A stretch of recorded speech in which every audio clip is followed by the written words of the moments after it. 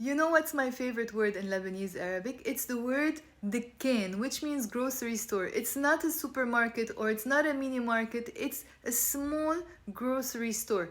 Dikkan. And I like the word because it's so nostalgic, because it reminds me of the old little shops of Lebanon, especially when we were kids on Sundays going back home. We used to buy chips, chocolate, and Pepsi and stuff like that. So we used to love going to the Dikkan. And of course, when I say the word Dikkan, it doesn't mean it's old and old school, but they still exist in Lebanon like that. For example, one of the things we used to find there was, the scales where there used to be like two sides of it. They put like a heavy metal thing on one side, and on the other maybe like a bag of apples to see how many kilos that is.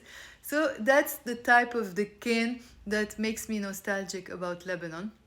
And the person who owns or works in a grocery shop, we refer to him as dikkanji in the masculine form. Dikkanji. And in the feminine form, it's dikkanjiye.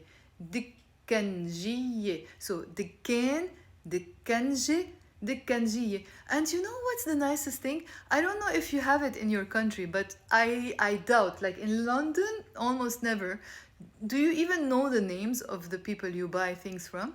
In Lebanon, it's very common for us to say, I'm going to, for example, Albert. Okay? I don't say I'm going to the grocery shop. I'm going to Albert's, for example, because I know usually it's Albert who is there if it's a mini market or it's a grocery shop.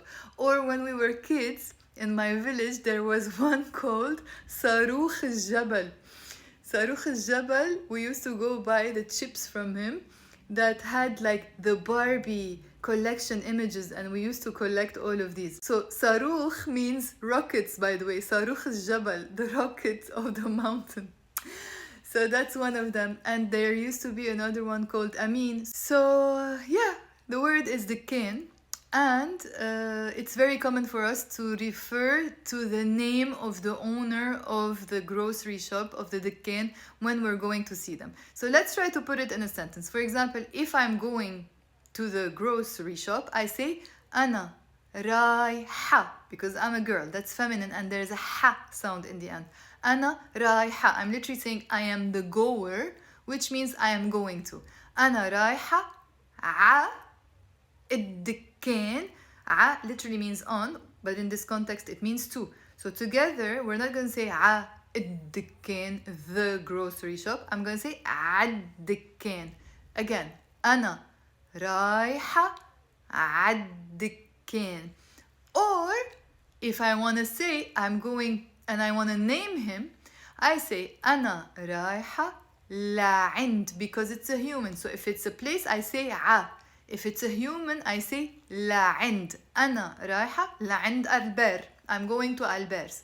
Albert still exists, and he is our favorite dikkanji in the area. But actually, he's not a dikkanji anymore because he changed his dikkan into a nice, bigger market.